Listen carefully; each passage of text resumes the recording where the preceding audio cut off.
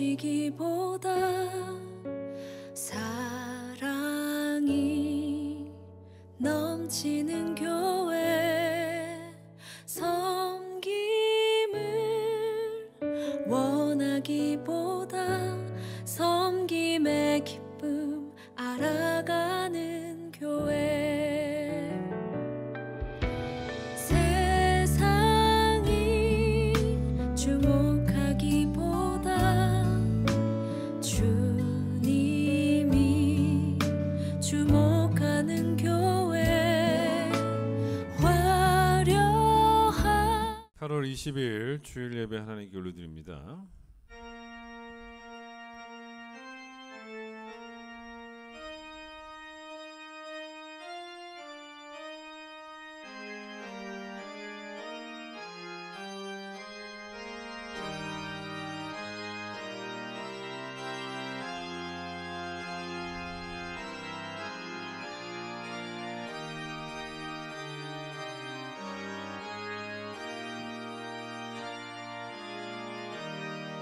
할렐루야. 우리 하나님을 찬양하는 일이 선하며 찬송하는 일이 아름답고 마땅하도다. 오라 우리가 여호와께 노래하며 우리의 구원의 반석을 향하여 즐거이 외치자. 해 돋는 데서부터 해 지는 데까지 여호와의 이름이 찬양을 받으시리로다. 아멘.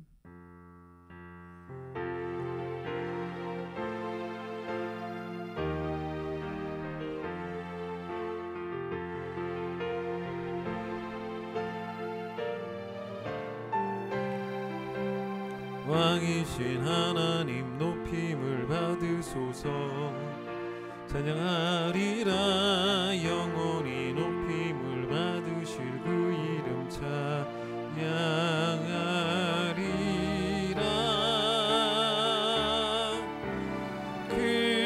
그리스도 진리로 다스리네.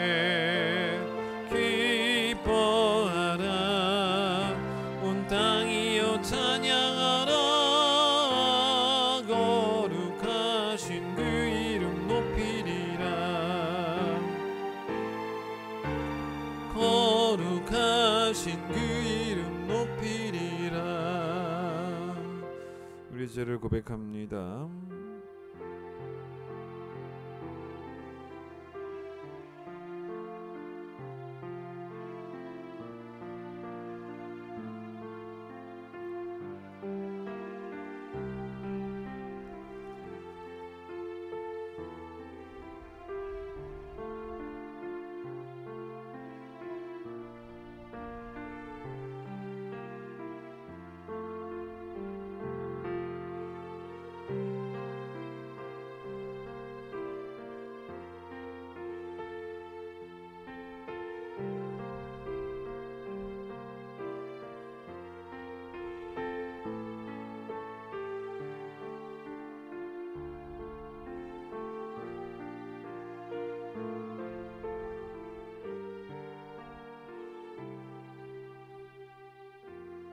여호와는 긍휼이 많으시고 은혜로우시며 노하기를 더디하시고 인자하심이 풍부하시도다. 우리의 죄를 따라 우리를 처벌하지는 아니하시며 우리의 죄악을 따라 우리에게 그대로 갚지는 아니하셨으니 동이 서에서 먼 것 같이 우리의 죄가를 우리에게서 멀리 옮기셨느니라. 아멘. 신앙 고백합니다. 나는 전능하신 아버지 하나님 천지의 창조주를 믿습니다. 나는 그 유일하신 아들 우리 주 예수 그리스도를 믿습니다. 그는 성령으로 잉태되어 동정녀 마리아에게서 나시고 본디오 빌라도에게 고난을 받아 십자가에 못 박혀 죽으시고 장사된 지 사흘 만에 죽은 자 가운데서 다시 살아나셨으며 하늘에 오르시어 전능하신 아버지 하나님 우편에 앉아 계시다가 거기로부터 살아있는 자와 죽은 자를 심판하러 오십니다. 나는 성령을 믿으며 거룩한 공교회와 성도의 교제와 죄를 용서받는 것과 몸의 부활과 영생을 믿습니다. 아멘. 208장입니다.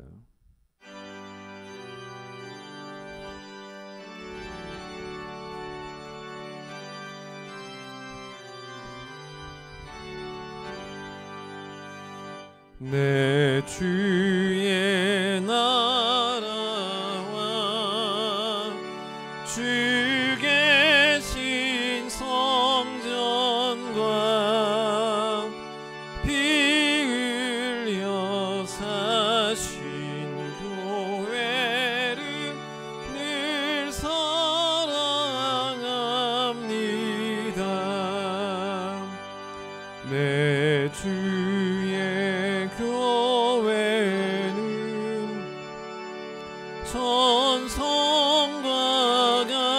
같아서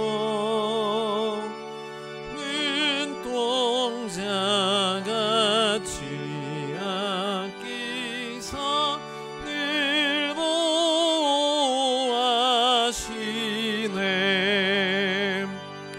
이 교회 위하여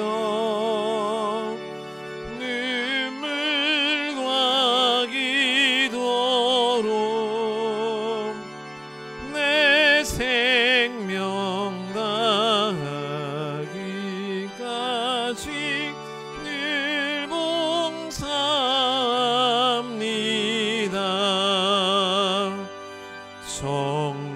성도의 교제와 교회의 위로와 구주와 맺은 언약을 늘 기뻐합니다.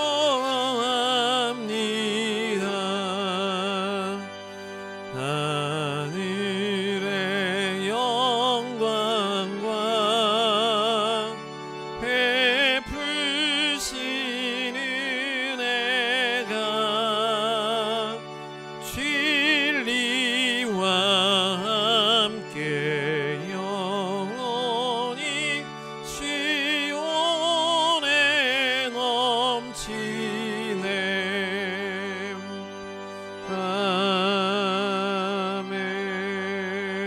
아멘. 고린도후서 13장 7절로 10절, 고린도후서 13장 7절로 10절, 301페이지 제가 읽겠습니다. 우리가 하나님께서 너희로 악을 조금도 행하지 않게 하시기를 구하노니 이는 우리가 옳은 자임을 나타내고자 함이 아니라 오직 우리는 버림받은 자 같을지라도 너희는 선을 행하게 하고자 함이라. 우리는 진리를 거슬러 아무것도 할 수 없고 오직 진리를 위할 뿐이니 우리가 약할 때에 너희가 강한 것을 기뻐하고 또 이것을 위하여 구하니 곧 너희가 온전하게 되는 것이라. 그러므로 내가 떠나 있을 때 이렇게 쓰는 것은 대면할 때 주께서 너희를 넘어뜨리려 하지 않고 세우려 하여 내게 주신 그 고난을 따라 엄하지 않게 하려 함이라. 오늘은 박동복 집사님 기도십니다. 기도하시겠습니다. 할렐루야. 사랑과 은혜의 하나님을 찬양합니다. 2000년 전 주의 핏값으로 사신 존귀한 주의 날에 주님만을 나의 구주로 모시고 살아가는 우리 큰 기쁨 교회 성도들, 모든 것 일상의 삶 내려놓고 주님의 교회에 모이게 하시고 주님의 영광을 높이며 감사와 경배를 드리게 하시니 감사를 드립니다. 주님 앞에 나올 때 나의 모든 죄를 고백하는 상한 심령으로 나오게 하시고 간곡히 주님께 고백하는 우리의 모든 죄들을 주님께서 들어주시옵고 용서하여 주셔서 우리를 죄에서 자유케 하시옵소서. 지난주는 우리나라 대한민국의 일제 식민지에서 해방됨을 기념하는 8.15 광복절이 있었습니다. 이스라엘 백성들이 하나님의 인도하심으로 출애굽하던 기쁨이 이런 기쁨 아니겠습니까? 불과 70여 년 전에 식민지 치하에서 광복하였던 우리나라가 이제 세계 열강과 어깨를 나란히 하는 선진국 대열에 접어들게 되었습니다. 이제는 가난한 나라들에게 원조를 주는 나라가 되었고 선교의 대상이 되었던 나라가 이제는 선교사를 가장 많이 파송하는 나라 중 하나가 되었습니다. 이 모든 것이 어찌 사람이 공으로 나눌 수 있겠습니까? 오직 하나님의 계획이시며 또 이 가운데 수많은 이 땅의 그리스도인들의 기도가 있지 않았겠습니까?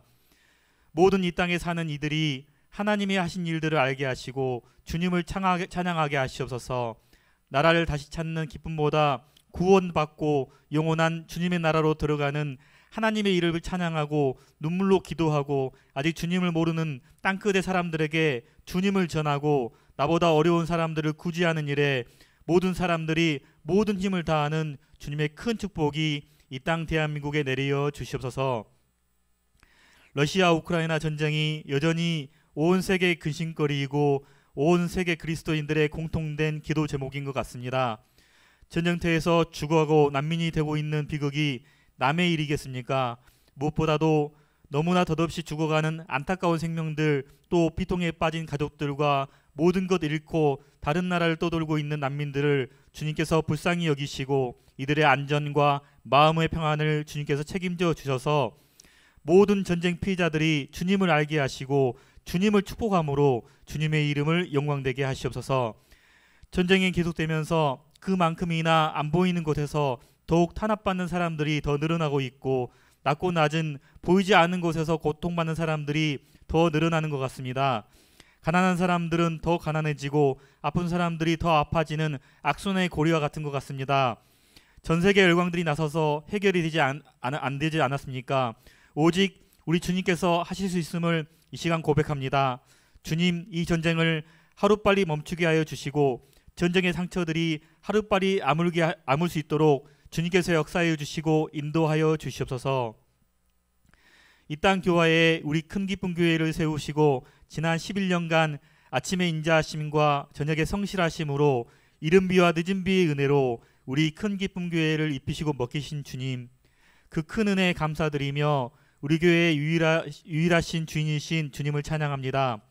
올 한 해도 지난 반년을 돌아보면 신년을 감사하고 주님의 고난과 부활을 기념하고 교회학교 여름 수련회 그리고 방글라데시 단기 선교 등 여러 일정을 마칠 수 있었습니다. 모든 과정 중에 어찌 크고 작은 문제들이 없었겠습니까? 신앙의 문제들, 삶의 문제들이 우리 모두를 힘겹게 했지만 결코 포기하지 않고 주님이 맡기신 사명 감당하게 하시고 주님께서 허락하신 오늘을 살아내게 하신 주님의 은혜에 감사드립니다. 달려가야 할 길 멈추지 않게 하시고 감사와 감동으로 덧입혀주신 주님께 감사를 드립니다. 남은 하반기 교회 일정들이 있사오니 감사와 찬양이 멈추지 않게 하셔서 처음 사랑이 결코 식어지지 않는 우리 큰 기쁨 교회 되게 하시고 남은 2023년 주님을 위해 더욱 힘써 일하는 우리 큰 기쁨 교회 되게 하시옵소서. 그럼에도 우리 주위에 여전히 질병의 고통을 받는 성도들이 많이 있습니다. 평생을 감당 못할 고통에 신음하는 성도들이 있습니다. 또 갑자기 우리 가족에 닥친 환난으로 모든 가족들이 걱정과 고통으로 하루하루 살아가기도 합니다. 주님께 간구하오니 여호와 라파 치유의 하나님께서 다리다굼의 기적으로 우리 성도님들을 치유하여 주시옵소서. 믿음의 기도는 병든 자를 구원하리니 주께서 그를 일으키시리라. 우리 큰 기쁨 교회 모든 성도들이 하나의 믿음으로 기도하게 하시고 그 믿음의 기도로서 우리의 고통받는 지체들을 일으키어 주시옵소서. 오늘 예배 순서를 위해 기도합니다. 오늘 말씀 전하시는 목사님의 육과 영을 주님께서 주관하여 주셔서 전파되는 말씀에 감동과 은혜가 전달되게 하시고 듣는 성도들에게도 넘치는 성령님의 은혜로 들음으로 믿게 하시고 세상에 나가서 선포하고 실천하는 믿음의 역사가 우리 큰 기쁨 교회에 있게 하시옵소서. 찬양으로 예배에 봉헌하는 우리 찬양대원들의 삶에 간섭하셔서 드려지는 찬양에서 삶에서 우러나는 감사와 은혜가 넘치게 하시옵소서. 오늘 예배를 위해 보이는 곳에서 보이지 않는 곳에서 수고하시는 모든 주님의 자녀들에게 헌신의 기쁨이 넘치게 하시고 어느 자리에 있든지 하나님을 예배하는 예배자로 임하게 하시옵소서. 예배의 모든 순서를 주님께 맡깁니다. 이 모든 기도 십자가에서 우리의 이름을 영원히 바꾸신 주 예수 그리스도의 이름으로 기도드립니다. 아멘.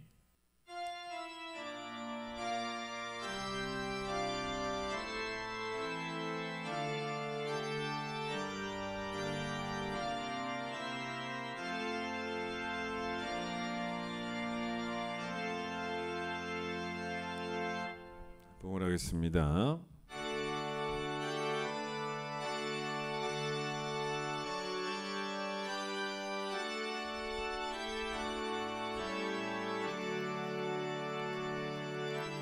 내게 있는 모든 것을 아낌없이 드리네. 사랑하고 의지하며 주만 따라 살리라. 주께 드리네.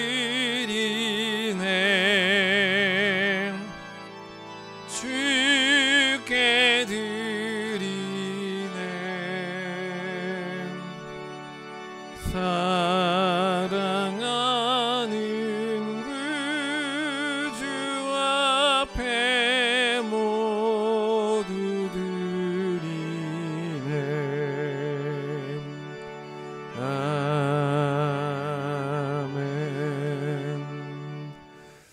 하나님 감사합니다. 오늘 주의 날 허락해 주셨습니다. 예배할 때 한량없는 주의 은혜가 우리에게 임하는 귀한 시간 되기를 간절히 소망합니다. 예배 받으시기 합당하신 하나님께 겸손과 감사와 사랑으로 예배하게 하여 주시고 하나님의 영광을 아는 것이 이 땅에 가득 넘치게 될 때까지 우리가 복음과 주의 나라를 위해서 힘쓰는 귀한 성도들 될 수 있도록 주님 도와주시옵소서.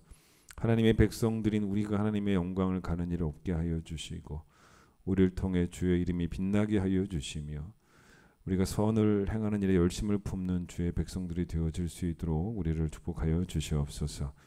하나님, 헌금은 하나님께 마땅히 드려야 될 것입니다. 우리가 하나님을 향한 감사와 우리의 또 신앙을 고백하며 드리는 이 예물입니다. 10의 1도 우리 것 아니게 주님께 드리고 이웃과 또 가난한 자와 복음이 없는 민족들을 위하여 선교와 구제에 사용되기 위하여 드린 예물들이 있으며 주정헌금과 또 감사의 제물과 일천번제 또 건축헌금 모든 헌금 주님께서 받아주시고 하나님 기뻐하시는 예물 또 거룩한 향기가 되는 예물이 되어지기를 간절히 소망하며 예물이 사용되어질 때 하나님께서 뜻하셨던 바들이 선하게 이루어지는 통로가 될 수 있도록 풍성한 열매가 맺힐 수 있도록 하나님 축복하여 주시옵소서. 예수님의 이름으로 기도드립니다. 아멘. 박성자 집사님 어머님께서 지난 수요일에 소천하셔서 금요일에 장례 잘 끝마쳤습니다. 만나시면 하나님의 위로를 전해주시기를 바랍니다. 찬양하겠습니다.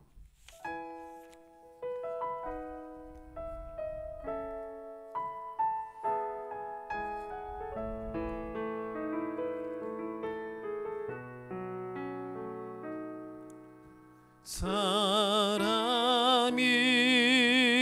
넘치기보다 사랑이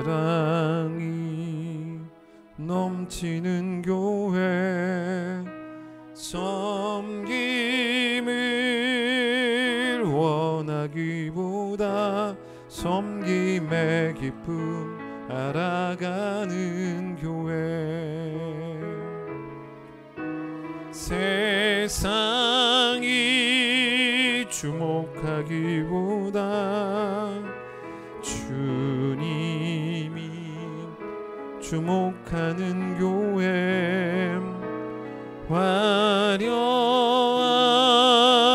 겉모습보다 중심이 주를 향한 교회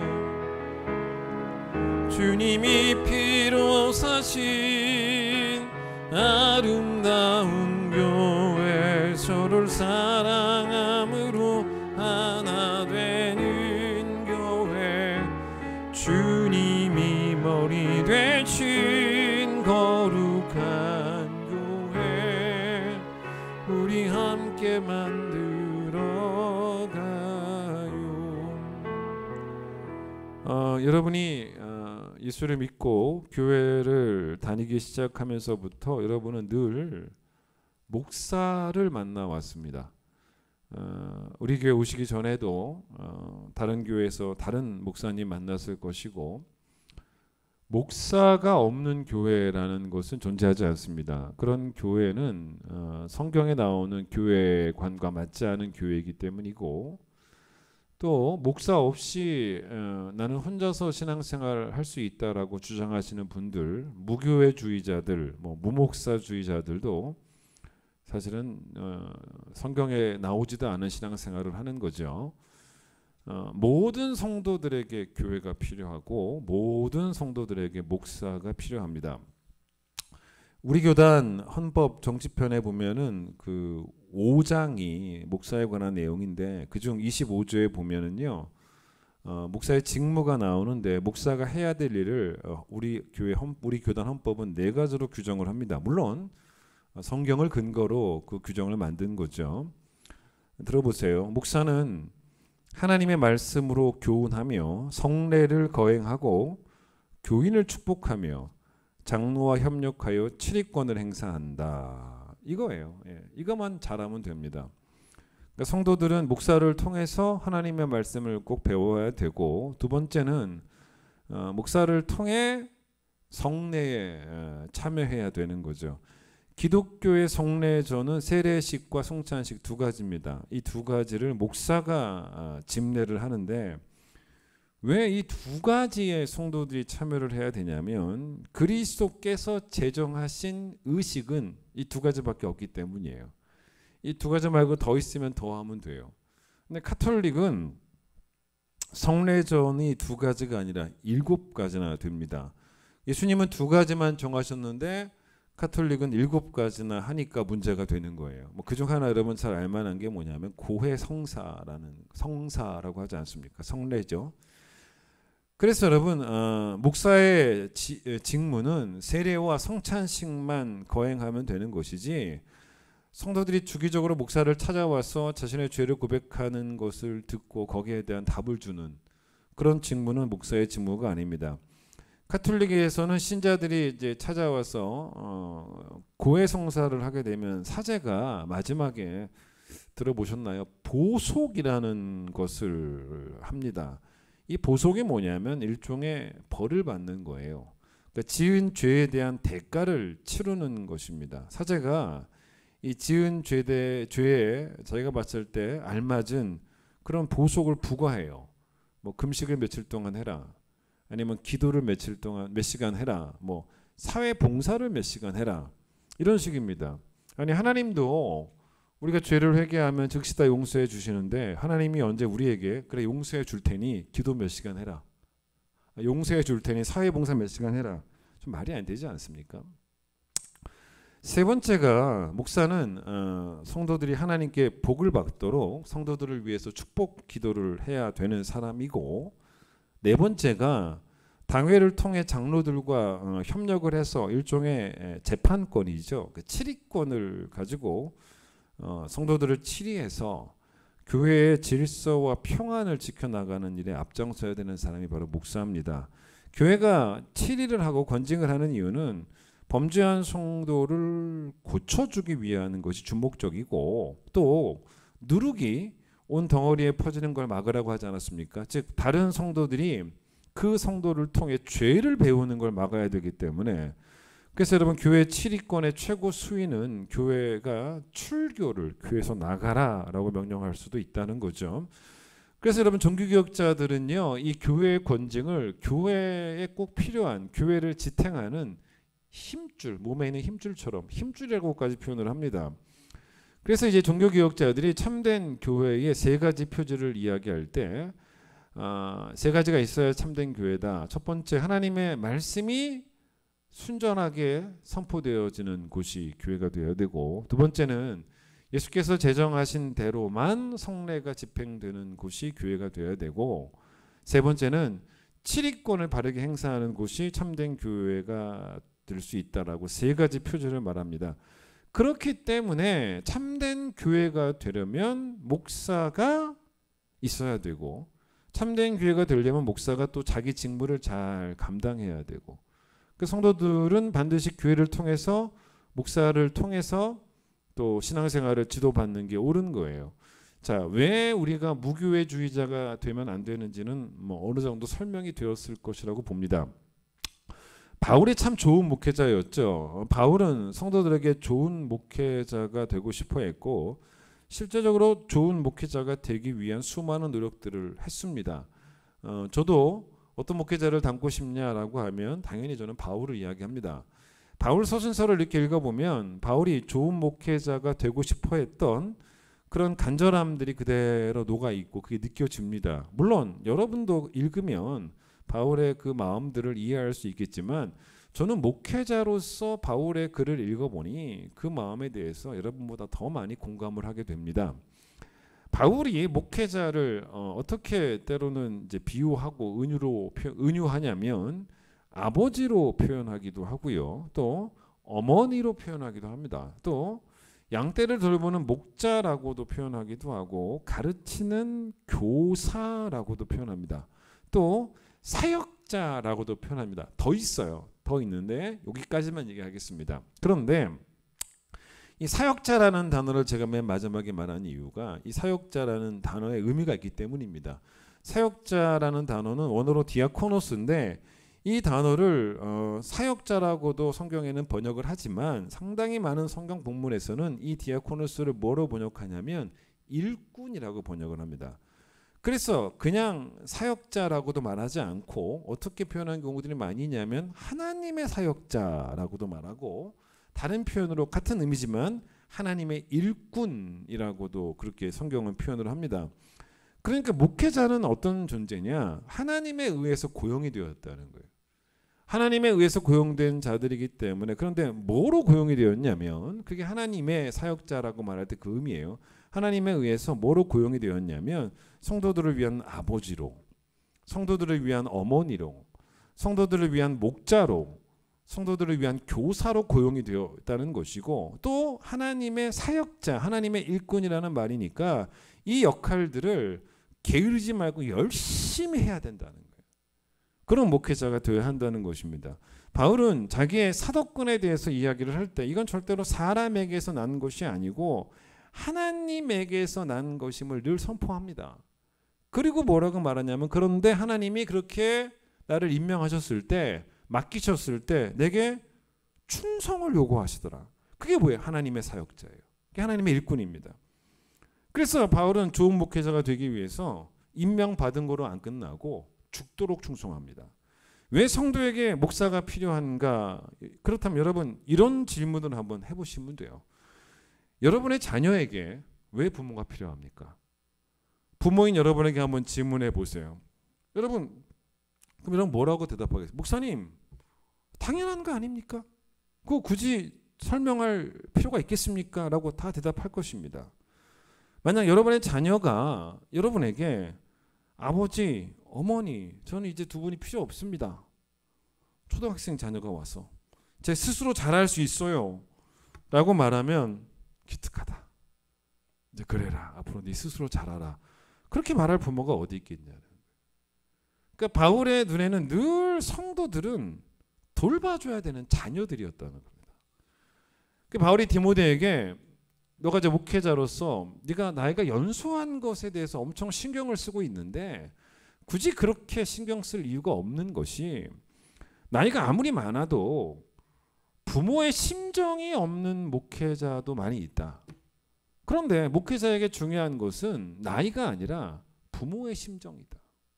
그걸 말하고 싶었던 거였겠죠. 목사는 또 교사입니다. 어느 날 여러분 자녀가 엄마, 아빠, 넌 학교도 필요 없고 선생님도 필요 없다라고 말하는 여러분 그런 자녀가 있다면 그게 정말 모든 걸 다 알아서가 아니라 교만해서 아닐까요? 요즘 대학 시험을 준비하는 고등학생들 가운데 저도 뭐 얘기를 좀 들어보니까 뭐 자퇴하는 아이들도 많이 있다고 하더라고요. 왜냐하면 뭐 자기는 내신 신경 안 쓰겠다. 그냥 지금부터 수능으로만 대학 가겠다. 물론 그래도 대학 입학에 성공할 수는 있습니다만은 그러나 그건 학교 이야기고요. 교회라고 하는 학교는요. 세상 학교와는 다릅니다. 평생 졸업이 안 돼요. 평생 다녀야 되는 것이고 중간에 자퇴하고 난 이제 스스로 공부하는 학생이 되겠다. 그건 성도가 아닙니다. 예수 믿은 지 내가 80년 됐다고요? 90년 되었다고요? 그래도 나를 가르치는 목사님이 어머머 30대 초반의 목사님이네. 그래도 성도는 마지막까지 교회라는 학교에서 30대 초반의 목사라는 교사를 통해서 배워야 되는 그런 존재라는 거예요. 이게 성경이 말하는 질서입니다. 이게 하나님이 정하신 교회의 질서예요. 우린 교회를 세워가고 있지 않습니까? 이 질서를 따라가야 되는 거예요. 여러분 아이들 과외 같은 거 시킬 때 선생님을 선택하지 않습니까? 어떻게 선택합니까? 학벌을 봅니다. 학벌이 돼야 선생님의 자격이 된다라고 보고요. 또 뭐 학벌도 보지만 또 선생님의 어떤 경력도 봅니다. 그게 선생님의 자격이 되는 거죠. 근데 목회자의 자격은 학벌이 아닙니다. 목회자의 자격은 교회를 크게 부흥시킨 과거의 경력도 아닙니다. 목회자의 자격은 뭐냐면 하나님의 기름 부어 세우셨다는 거예요. 그게 다입니다. 그게 유일한 자격이고 유일한 권위입니다. 그래서 목회자로서 영적 권위는 학벌과도 경력과도 나이와도 마지막으로 성별과도 무관합니다. 우리 교단에도 여러분 젊은 여성 목회자들도 많아요. 우리 교회만 해도 전수사님들 5분 중에 4분이 여성분입니다.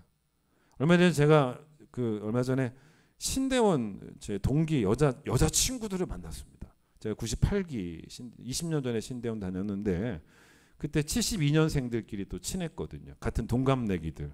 그 중에 여자들도 꽤 많았어요. 여자 친구들을 만났습니다. 왜냐하면 이 친구들이 아버지 장례식 때 다 와준 친구들이어서 고맙기도 하고 그중 한 친구한테 이렇게 연락을 하다가 어떤 얘기를 제가 했냐면 나중에 니들끼리 만나는 모임이 한번 있으면 그때 나 좀 한번 초대해 달라. 내가 식사 한 끼 대접하고 싶다라고 했는데 연락이 와서 몇 주 전에 제가 서울역 근처에 가서 만났습니다. 저 혼자 남자였죠. 4명이 남았는데 저까지 5명이죠. 한 명은 평택에 있는 교회 목사님 목회하는데 사모님이고 또 한 친구는 아직 결혼을 안 했어요. 그래서 여전히 교회에서 교육 목사로 사역을 하고 있고 또 한 친구가 누구냐면 우리 교회가 협력하고 있는 르완다 선교사 변영천 이면숙 선교사님이 나오셨어요. 그날 이면숙 선교사였고 또 한 친구는 남편은 사업을 하고 있지만 자기는 일산에 있는 교회에서 계속 교육 목사로 사역하는 그런 친구였고 그렇게 함께 공부하고 지금은 또 각자의 자리에서 하나님의 사역자로 하나님의 일꾼으로 귀하게 쓰임받는 친구들을 보니까 참 보기 좋았습니다. 바울도 학벌이나 문벌이 절대로 남에게 뒤지지 않은 사람이었습니다. 그러나 바울이 자기의 사도됨을 이야기할 때 단 한 번도 학벌을 말한 적이 없습니다. 단 한 번도 문벌을 말한 적이 없습니다. 오늘 우리가 보는 본문이 고린도후서인데 고린도후서 1장 1절만 해도 자기를 소개할 때 뭐라고 말합니까? 어느 학교를 나왔고 어느 문벌이고 말하지 않습니다. 하나님의 뜻으로 말미암아 그리스도 예수의 사도된 바울. 이게 다예요. 이거면 된다는 거죠. 여러분 디모데도 목회자로서 활동을 했지만 바울이 봤을 때는 뭔가 좀 소심한 면이 있었던 근데 그건 아마도 성품의 문제였을 거란 말입니다. 또 자기 나이에 대한 어떤 염려도 있었을지도 몰라요. 그런 디모데에게 바울이 했던 말이 뭐냐면 제발 쓸데없는 거에 마음 뺏기지 말아라. 그거 왜 그런데 연연하냐. 그래서 디모데 후서 2장 15절 뭐라고 말하냐면 중요한 말을 목회자 후배에게 했지 않습니까? 그게 중요한 게 아니고 뭐 나이 이런 거 중요하지 않고 너가 먼저 진리의 말씀을 옳게 분별하면 된다. 네가 교사니까 네가 그들의 교사가 되기 위해서 너가 먼저 진리 앞에 서고 그 다음에 너가 사역자니까 맞잖아요. 사역자니까 부끄러울 것이 없는 일꾼으로 그잖아요. 부끄러울 것이 없는 일꾼으로 인정된 자로 너 자신을 하나님 앞에 드리기만 힘써라. 충성을 다해라. 그러면 된다. 여러분 지금 제가 말한 부모의 뭐 이미지 또 교사의 이미지에다가 하나 더 아까 말씀드린 걸 이어서 얘기하면 목자의 이미지를 한번 더 추가해 볼까요? 목자는 어떤 존재입니까? 양을 사나운 이리로부터 보호하는 역할이 목자에게는 여러 가지 역할 중에 상당히 중요한 역할입니다. 근데 제가 사나운 일이라고 표현한 이유는 성경에 그런 편이 종종 나와요. 예수님도 마태복음 7장 15절에서 거짓 선지자를 사나운 일이라 그래요. 사도행전 20장 29절에 바울도 사나운 일이라 그래요. 그런 사람들을 향해서 바울이 에베소에서 성도들을 상대로 3년 동안 목회를 했어요. 어떤 심정으로? 부모의 심정으로. 그리고 정말 좋은 교사가 되어서 열심히 가르쳐 왔습니다. 그런데 이제 바울이 하나님의 부르심을 따라 에베소를 떠나야 되는 상황이 되어서 에베소 장로들과 작별하면서 했던 마지막 말 중에 사도행전 20장 29절을 뭐라고 말하냐면 내가 떠난 후에 사나운 이리가 사나운 이리가 그러니까 자기는 선한 목자였다는 거예요. 내가 떠난 후에 사나운 이리가 여러분에게 들어와서 그 양떼를 아끼지 아니하며 라고 말합니다. 여러분 그러니까 이단들을 사나운 일이라고 했을 때 여러분 사나운 이리가 양떼를 아끼는 걸 봤습니까? 여러분 하나님의 말씀이 아닌 귀신의 가르침이라고 성경에 나옵니다. 마귀의 가르침으로 가르치는 자들이 거짓 선지자 이단이죠. 선한 목자가 양떼를 아끼지 이리는 양떼를 아끼지 않습니다. 결국 이 말은 바울은 나는 그동안 3년 동안 여러분을 아꼈다는 거예요. 그러니까 아끼는 목회자였기 때문에 내가 할 수 있는 최선의 것이 뭐였냐면 진리로 아끼는 거였다. 진리로 여러분들을 아끼는 것, 진리로 여러분들을 내가 가르치고 진리로 여러분들을 내가 보호하는 것. 예를 들어 여러분 부모가 자녀들에게 몸에 좋은 음식을 먹이지 몸에 좋지도 않은데 무조건 맛있기만 하면 된다는 식으로 아이들에게 그렇게 음식을 먹이는 부모가 있지는 않습니다. 그건 결국 자녀를 아끼지 않는다는 거죠. 자, 믿음은 들음에서 납니다. 여러분 그런데 이단에 빠지는 것도 들음에서 납니다. 왜 그러냐? 보세요. 이단의 가르침을 디모데전서 4장 1절에서 바울은 마귀의 가르침이라고 하는데 이단이 좋아하는 것 중에 하나가 뭔지 아십니까? 맛있는 가르침입니다. 건강한 가르침이 아니고 맛있는 가르침이에요. 그러니까 이단들은 건강한 음식을 먹이는 사람들이 아니고 사람들이 맛있어하는 뭔가를 자꾸 연구해내서 새로운 것으로 접근을 합니다. 마치 여러분 동네에 새로운 메뉴를 가지고 새로운 음식점이 오픈이 되면은요 한동안은 사람들이 막 처음에 가서 먹고 몰려가고 그러지 않습니까? 그런데 여러분 이단의 가르침은 여러분 이렇게 하면 안 된다는 거예요. 한번 어디 드러나 보자 라는 태도 자체가 아주 위험한 태도입니다. 왜냐하면 성경에 악은 그 모양이라도 버리라고 했어요. 어디 드러나 보자라고 할 때 드러나 보는 기회를 잡았을 때 마귀는 쾌재를 부릅니다. 마귀는 일단 우리로 하여금 드러나 보는 기회를 잡게 해줍니다. 그런데 마귀가 여기서 안 끝나는 거죠. 여러분 그 다음에는요 마귀는 역사합니다. 믿게 합니다. 믿게 해요. 마귀가 얼마나 무서운데요. 여러분 이단들도 자기들끼리 모이면 뭐 하는지 아십니까? 아멘 합니다. 아멘. 앞에서 이단 교주가 뭐 말하면 아멘 아멘 엄청나게 아멘 합니다. 여러분 그 아멘은 마귀가 역사한 아멘이에요. 마귀가 역사한 아멘입니다. 하나님께 영광이 되는 아멘이 아니라 하나님께 죄를 짓는 아멘입니다.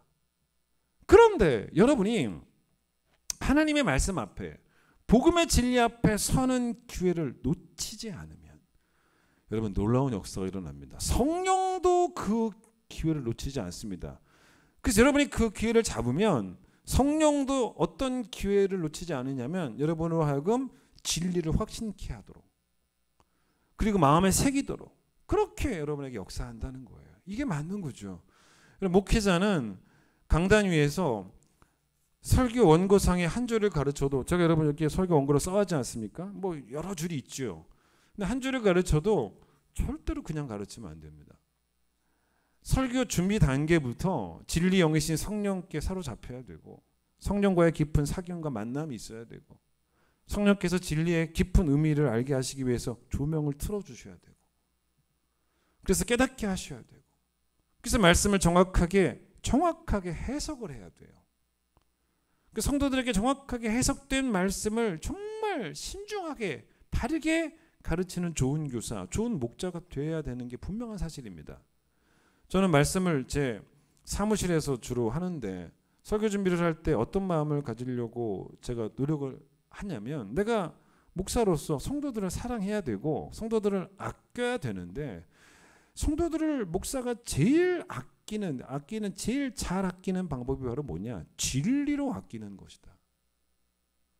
계속 마음속에 새기려고 합니다. 여러분 요한복음 10장 20절에서 예수님께서 내 양은 내 음성을 듣는다라는 말씀을 하십니다.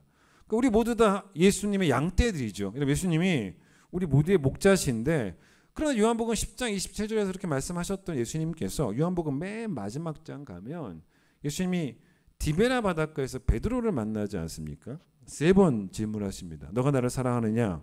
주님, 제가 주님 사랑하는 줄 주님 아십니다. 내 양을 네가 먹여라. 그래요. 또 물어보시죠. 너가 나를 사랑하느냐? 주님, 제가 주님 사랑하는 줄 주님이 아십니다. 그래? 너가 내 양을 치라. 그럽니다. 3번째, 또 물어보십니다. 네가 나를 사랑하느냐? 근데 이때는 이제 베드로가 좀 이상한 거예요. 왜 똑같은 거 3번이나 물어보시지? 당연히 그런 마음이 들겠죠. 근심을 합니다. 뭔가 예수님께서 3번이나 똑같은 질문을 하신 이유는 내 대답에 무슨 문제가 있었나? 뭐 이런 이유들로 근심을 했겠죠. 그러다가 이제 결국 어떻게 이 베드로가 대답하냐면 주님 모든 거 다 아시지 않습니까? 모든 거 다 아시는 주님이 내 마음도 아실 텐데 내가 주님을 사랑하는 거 당연히 다 아시지 않습니까? 라고 할 때 예수님은 다시 한번 내 양을 먹이라, 내 양을 먹이라, 내 양을 치라, 내 양을 먹이라. 그러면 여러분 질문이 되죠. 목사님, 그럼 내 양을 먹이는 거하고 치는 거랑 어떻게 다릅니까? 글쎄요. 제가 일단은 예수님께서 왜 이거를 뭐 3번이나 물어보셨을까? 제 생각에는 그렇게 어려운 접근은 아닌 것 같습니다. 그냥 베드로가 결단하고 또 결단할 수 있는 시간들을 주시지 않았을까? 1번 결단해보고 2번 결단해보고 3번 결단하고 다른 이유는 없었던 것 같아요. 왜냐하면 이게 베드로에게 너무 중요한 일이니까. 베드로가 평생 해야 될 일이 내 양을 먹이고 내 양을 치는 일이니까 3번이나 결단하게 하셨다라고 보는 게 좋을 것 같고요. 그 다음에 내 양을 먹이라라는 표현은 뭐 쉽게 이해가 되지만 여러분 내 양을 치라라는 말이 좀 어려울 수도 있지만 친다는 말이 뭐냐면 뭐 이게 NIV 성경에는 뭐라고 나왔냐면 Take care of my sheep이에요. 내 양을 돌보라. 돌보라. 내 양을 네가 돌봐라. 근데 여러분 양을 돌보는 방법이 먹이는 거예요. 똑같은 거예요 결국. 여러분 양을 돌보는 방법은 양을 진리로 먹이는 거예요. 그게 돌보는 겁니다. 저는 모든 목회자들이 저를 포함한 모든 목회자들이 매일매일 저는 디베랴 바닷가에 서 있어야 된다고 봅니다. 내 양이어도 잘 먹여야 되는데 맡기신 양이면 더 신경 써야 되는 거예요. 정말 신경 써야 됩니다. 함부로 먹이면 안 되는 거예요. 목사님들이 여기 강단에 올라와서 하고 싶은 말 아무 말이나 하면 안 되는 거죠.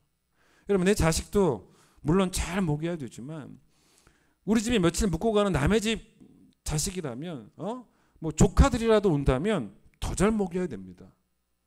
여러분 그래서 저는 요한복음 10장 27절 내 양은 내 음성을 듣는다. 예수님의 말씀과 요한복음 21장에서 베드로가 예수님께서 요구하신 그 말씀이 제 마음에는 깊이 새겨져 있어요. 함부로 가르치면 안 된다는 거죠. 주님이 맡기신 양떼들이에요. 그 목회자는 성도들이 목사의 음성을 듣게 해주는 사람이 아니라 예수의 음성을 듣게 해줘야 되는 사람이라는 거예요. 내 양은 내 음성을 듣지 않습니까? 근데 여러분 여기서 말하는 예수님께서 듣는다, 내 양은 내 음성을 듣는다라고 말씀하실 때 성경은 듣는다라는 말의 의미가 그 해석이 넓습니다. 단지 그냥 청취만의 의미가 절대로 아니에요. 그런 좁은 의미가 아닙니다. 내 양은 내 음성을 듣는다라는 말씀의 의미는 듣고 순종한다는 거예요. 여러분 우리가 국어적으로 그렇게 표현하지 않습니까? 아 진짜 말 안 듣는다. 또 말 잘 듣는다. 이렇게 이야기할 때 여러분이 아이 앉혀놓고 막 이런저런 얘기를 했어요. 이거 뭐 요구사항을 말했습니다. 다 들었죠. 다 들었습니다. 다 이해했어요. 근데 여러분 행동은 자기 멋대로 해요. 그때 아이가 그렇게 행동할 때 엄마는 뭐라고 말합니까? 너 다 내 말을 다 듣기는 했지만 이렇게 말하지 않아요. 아 진짜 말 안 듣는다라고. 안 들은 거라는 거죠 결국은. 그럼 결국 목회자는 어떤 사람이냐면 부모된 심정으로 성도들을 진리로 케어하는 거예요. 진리로 돌보는 거죠. 그래서 성도들에게 복음의 진리만 가르치면서 성도들을 이단으로부터 보호하고 여기서만 끝나는 게 아니고 성도들이 그 진리대로 살 수 있도록 배운 것이 아는 게 되고 확신이 되고 그 확신이 삶이 될 때까지 성도들을 위한 끊임없는 일꾼이 되어서 게으르지 말고 계속 해산의 수고를 감당해야 되는 그런 목회자가 성경이 말하는 참된 목회자라는 거죠. 그런 목회자와의 만남이 여러분 우리 인생에 있어서는요 필수적입니다. 성경적으로 봤을 때 없어서는 안 되는 필수적인 만남이기 때문에 부모로서의 목회자, 목자로서의 목회자, 교사로서의 목회자를 만나기 위해서라도 우리는 교회에 속해야 되고 교회에 다녀야 되고 무교회주의자가 되면 안 된다는 거예요. 자, 오늘 본문의 바울의 태도를 보겠습니다. 바울의 태도 보시면 참 이 부모된 심정으로 교인들을 바라보니까 너무 마음이 속상한 거예요. 왜냐하면 고린도 교회 성도들이 막 거침없이 악으로 달려가는 성도들이 많았어요. 고린도 전서 후서 이제 마지막 아닙니까? 마지막 후서 13장이니까 계속 그런 이야기들이 나와요. 그러니까 고린도 교회 안에는요 세상 사람들조차도 감히 범하지 않았던 그런 악질적인 죄까지도 막 범했던 성도들이 꽤 있었기 때문에 게다가 그게 끝이 아니에요. 이 교회 안에서는 늘 바울의 사도권을 흔들어 놓는, 바울을 폄하하고 바울을 저항하고 바울은 가짜다, 바울에 대해서 반기를 들었던 그런 사람들이 꽤 많았기 때문에 바울은 자기의 사도권을 입증하는 것도 되게 급한 일 중에 하나였습니다. 그런데 바울이 나중에 읽어보세요. 고린도 전서를 쓰던 후서를 쓰던 간에 편지를 쓰면서 집중했던 건 뭐냐면 그 자신의 명예가 아니라 성도들의 영적인 상태였어요. 그게 부모의 마음 아니겠습니까? 자, 쉬운 예를 또 들어보겠습니다. 어떤 사람이 세상 사람들에게 막 살인자라고 하는 막 오해를 받고 있습니다. 사람들이 심증은 있는데 물증이 없어서 그를 경찰에 신고하지 못하는 그런 상황이었다라고 상상을 해보세요. 이 사람이 아이와 함께 다리를 건너가는데 사람들이 또 목 주변에 쑥덕거립니다. 저 살인자 막 그러고 있습니다. 근데 그때 아이가 발을 잘못 디뎌서 물에 빠집니다. 그러면 그때 부모가 할 일이 뭡니까? 세상 사람들을 바라보면서 나 살인자 아니다. 자기를 설명합니까? 나 억울하다. 자기를 설명하고 억울함을 호소하고 아닙니다. 그게 중요한 게 아니에요. 물에 빠져 죽은 자녀를 구하는 일이 가장 중요한 일이에요. 그게 부모의 마음입니다. 그럼 예수님이 사마리아 여인과 대화를 나누실 때 사람들은 또 쑥덕입니다. 제자들마저도 쑥덕입니다. 예? 그런데 예수님이 사람들이 뭐라 말하든지 간에 이 여인을 살리고 싶으셨던, 이 여인의 예배를 살리고 싶으셨던, 여러분 히브리서 12장 2절 참 좋죠. 믿음의 주여 또 온전하게 하시는 이 예수를 바라보자. 그는 그 앞에 있는 기쁨을 위해서 십자가를 참으사, 그 다음 표현 들어보세요. 부끄러움을 개의치 아니하셨다라고 나옵니다. 여러분 여기서 개의치 아니하셨다를 영어 성경을 보니까 뭐라고 나오냐면 despise라는 단어가 나옵니다. 여러분 despise는 뭐냐면 경멸했다, 경멸하다, 무시하다. 개의치 않으셨다와 동요가 뭐냐면 경멸하다입니다. 근데 여러분 이 영어 단어 이 경멸하다가 사실은 좋은 단어가 아니잖아요. 뭐 존중하는 것도 아니고 경멸인데 무시하는 건데. 그런데 이 단어가 나쁘게 쓰이는 경우는 어떤 경우냐면 그 목적어가 사람이면 그렇죠. 사람을 경멸한다, 사람을 무시한다. 예수님 그런 분 아니지 않습니까? 예수님이 사람을 무시합니까? 사람을 경멸합니까? 그런 분 아닙니다. 그래서 이게 여러분 이 경멸하다라는 단어가 반드시 나쁜 것만은 아니라는 거죠. 오히려 우리에게 경멸하는 믿음이 필요하다는 겁니다. 예수님처럼. 근데 무엇을 경멸하느냐가 중요한 거죠. 사람을 경멸하고 사람을 무시하면 죄가 되겠지만 그런데 그게 아니라 예수님은 뭘 경멸하셨냐면 그분이 당하셨던 부끄러움들. 즉 십자가 지는 흉악한 죄인이다라고 하는 그 불명에 전혀 개의치 않으셨다. 여러분 예수님께서 그거를 신경 쓰셨다면 우리 안 구원하십니다. 우리 살리는 일이 급한 게 아니고 그 불명예를 회복시키는 것, 그게 더 급하셨을 거예요. 그런데 예수님은 그걸 전혀 개의치 않으셨다는 거예요. 여러분 그 경멸하는 태도를 누가 배웠냐면 바울이 배웠습니다. 진짜 멋진 사람이에요. 여러분 고린도 교회 안에 바울을 경멸하는 사람들이 있었죠. 바울을 경멸하는 거죠. 바울의 사도권을 부인하고 그를 불명예스럽게 만들려고 했던 사람들이 많았습니다. 근데 바울은 그들을 경멸한 게 아니라 그들의 그런 행동을 그냥 무시합니다. 그러든지 말든지. 자기가 옳다는 걸 증명하는 것, 글쎄요. 급하지 않다는 거예요.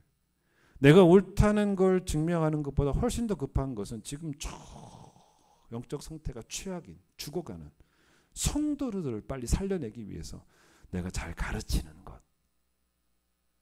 여러분 바울이 자기를 힘들게 하는 사람들을 향해서 자기의 어떤 막 권위를 주장하면서 그들의 콧대를 꺾으려면 얼마든지 꺾을 수 있을 거예요. 사람 막 동원해서 콧대를 꺾으려면 할 수 있을 것입니다. 그러나 바울은 자기 명예를 쌓거나 아니면 자기의 뭐 교회에 세를 키운다거나 아니면 뭐 개인적인 이득을 얻는다거나 이런 것에 전혀 관심을 가지지 않습니다. 진짜 바울의 마음속에는 성도밖에 없었어요. 너무너무 존경스러운 일입니다. 바울은 이 교회 성도들이 그냥 하나님께 좋은 성도들이 되기를, 순종하는 성도가 되기만을. 그러니까 이게 뭐냐면 부모의 평판보다는 자녀의 순종, 이런 얘기인 거죠. 또 가르칩니다. 진짜 가르치기 싫을 때도 또 가르칩니다. 가르치고. 여러분 목사가 하나님의 말씀으로 교훈하고, 내가 주었죠. 우리 총회 헌법에 성례를 거행하고 교인을 축복하고 장로와 협력해 치리권을 행사하고, 근데 여러분 바울이 교인들을 축복하는 기도의 내용이 축복 기도가 7절에 들어 있습니다. 여러분 이걸 보기 전에 자 목사인 저도 여러분의 사업이 잘 되기를 여러분 저한테 기도 부탁하시고 저도 그렇게 축복합니다. 뭐 최근에도 개업 예배들을 좀 드리면서 그런 축복을 했습니다. 아프신 분들 몸이 건강하도록 축복합니다. 당연히 그래야죠.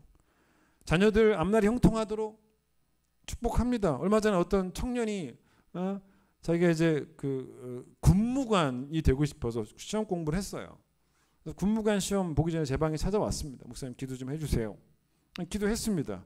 근데 이제 금요일날 발표가 났는데 필기 시험에 합격을 했다고 연락이 온 거예요. 이제 면접만 남았다는 겁니다. 그래서 목사님 참 감사하다고 기도해 주셔서 사실 뭐 감사는 저에게 하는 건 아니죠. 제가 은혜를 베푼 것도 아니고 하나님이 베풀어 주신 거기 때문에 저는 그냥 교인들을 축복하며 기도하라는 명령에 순종하고 뿐이니까. 그런데 오늘 본문을 보면요, 목회자가 성도들을 위해 축복 기도해야 되는데 보세요. 바울이 했던 축복 기도 가운데 정말 중요한 것이 발견이 되어집니다. 그게 7절이에요. 뭐라고 기도합니까? 우리가 하나님께 뭐라고 기도한다는 거. 너희가 뭐예요? 좋은 대학 들어가기를, 사업 잘 되기를. 그게 아니지 않습니까? 너희가 악을 조금도 행하지 않게 하시기를 축복한다는 거예요. 근데 여러분 잘 보세요. 지난주일 설교를 기억하세요. 악을 행하지 않는다. 이게 다가 아니라니까요. 죄는 두 가지라니까요. 뭐가 죄입니까? 악을 행하는 것도 죄지만 선을 행하지 않는 것도 죄라 그랬죠. 보세요. 바울은 성도들을 좋은 성도로, 그게 뭐냐면 9절 바울의 관심은 끝에 보세요. 바울 9점 여러분이 온전해지는 것, 그걸 9절에 처음에 여러분이 강해지는 걸 기뻐한다는 거예요. 여러분이 강해지고 여러분이 온전해지는 걸 기뻐하는데 그게 바로 뭐냐면 7절 처음에 악은 조금도 행하지 않고 7절 맨 끝에 선을 행하는 일에 열심을 내는 성도들. 이걸 축복한 거예요. 그러니까 거룩한 성도가 되기를 축복을 합니다. 출세하는 성도가 되기보다는, 돈 많이 버는 성도가 되기보다는. 목사가 집중해야 할 게 두 가지 아닙니까? 말씀과 기도입니다. 이런 거예요. 뭐요? 성도들에게 복음의 진리만 가르쳐야 되고 그 이후에는 성도들이 순종하도록 축복하며 기도해야 된다는 거예요. 그게 목사가 할 일입니다. 그래서 바울은 자기가 어떤 명성에 대해서는 관심이 없었기 때문에 그게 바로 여러분 보세요. 7절 중간에 우리가 옳은 자임을 나타내지 않아도 상관없다. 교회 안에서 명성이 회복되는 거 별로 관심 없다. 심지어는 버림받은 자 같은 존재가 될지라도 여러분 저는 정말 이 마음을 배우고 싶어요. 제가 따라잡을 수 있겠습니까? 버림받은 자 같을지라도 8절 내가 유일하게 관심 가지는 것은 진리고 9절 여러분이 강해지는 거고 9절 끝에 여러분이 온전해지는 것이다. 그래서 바울이 정말 중요하게 여기는 건 내 양은 내 음성을 들어야 한다는 그 말씀을 꼭 이 교회를 통해 이루는 것. 그걸 바랬다는 거예요. 네? 여러분 신앙생활을 여러분 아무리 오래 하셔도요. 우리 평생 동안 진짜 죽을 때까지 여러분의 지금 살아가고 있는 그 일주일의 패턴이 바뀌지가 않아요. 교회 와서 예배드리고 목회자를 통해 말씀을 배우고 목회자 신방도 받고 목회자를 통해 기도도 받고 여러분 제가 은퇴하면 또 새로운 목사님이 오시겠죠. 목사는 바뀌어도 여러분의 신앙생활의 패턴은 매년 똑같습니다.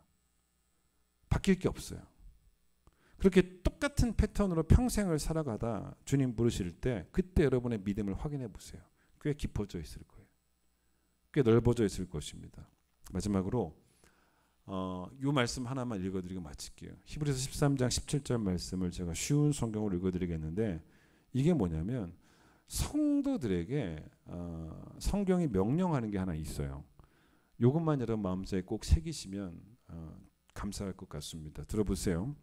여러분을 인도하는 영적 지도자들에게 순종하고, 제가 쉬운 성경을 읽어드릴게요.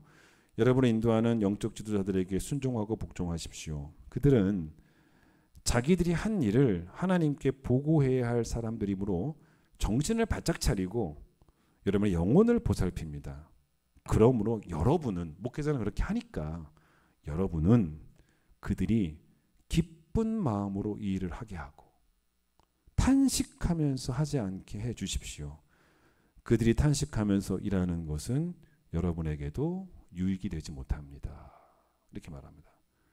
여러분이 정말 해주셔야 되는 것 중에 하나가 뭐냐면 목회자가 제가 즐거움으로 목회를 할 수 있도록 근심으로 목회하지 않도록 도와주시는 것.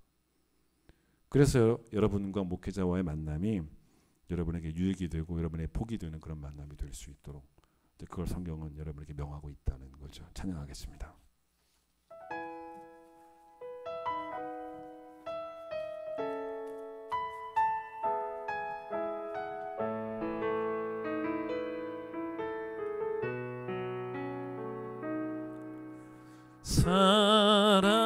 사람이 넘치기보다 사랑이 넘치는 교회 섬김을 원하기보다 섬김의 기쁨 알아가는 교회 세상이 주목하기보다 주님이 주목하는 교회 화려한 겉모습보다 중심이 주를 향한 교회 주님이 피로 사신 아름다운 교회 서로를 사랑함으로 하나 되는 교회 주님이 머리 되신 거룩한 교회 우리 함께 만들어가요.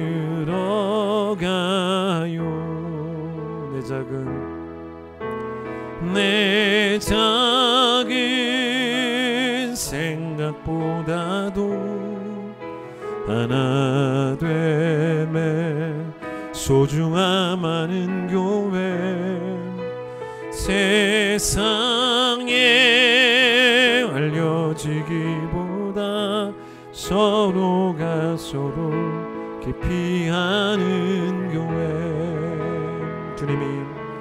주님이 피로 사신 아름다운 교회 서로를 사랑함으로 하나 되는 교회 주님이 머리 되신 거룩한 교회 우리 함께 만들어가요. 주님이 피로 사신 아름다운 교회 서로를 사랑함으로 하나 되는 교회 주님이 머리 되신 거룩한 교회 우리 함께 만들어가요.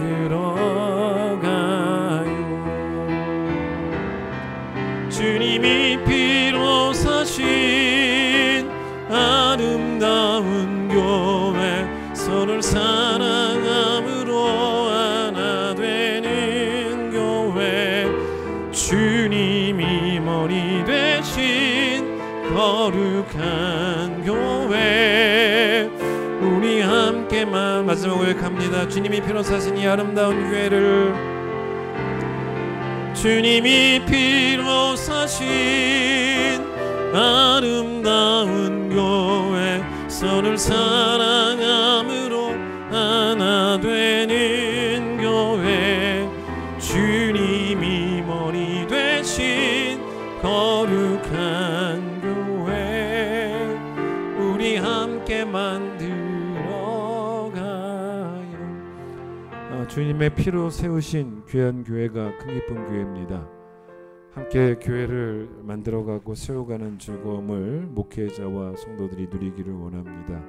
목회자가 예수께서 목회자에게 너가 나를 사랑하느냐 몇 번 물어보셔도 주님 다 아십니다라고 대답할 수 있다면 목회자에게 맡기신 주님의 양떼들도 진리의 꼴로 잘 먹이고 진리로 아끼고 진리로 보호하는 목회자들 되게 하여 주시옵소서. 부모의 심정으로 좋은 교사 되어 사나운 이리로부터 양떼를 보호하는 목자들이 되게 하여 주시고, 성도들은 목회자를, 주님을 사랑하고 또 목회자를 사랑한다면 목회자가 즐거운 마음으로 근심 없이 목회할 수 있도록 진심으로 도울 수 있는 그런 성도들이 되어질 수 있도록 축복하여 주셔서, 지금까지 그랬던 것처럼 우리 교회가 세상이 부러워하고 다른 교회가 부러워할 정도로 하나님 보시기에 아름답고 건강한 교회로 더 깊어지고 더 넓어질 수 있도록 하나님께서 축복하여 주시옵소서. 이제는 예수님의 은혜와 하나님 아버지의 사랑과 성령의 역사하심과 교통하심이 목회자 성도가 함께 좋은 교회를 세워가야 됨을 다시 한번 가슴에 새기는 모든 성도들 위해 함께 하시길 간절히 축원하옵나이다. 아멘.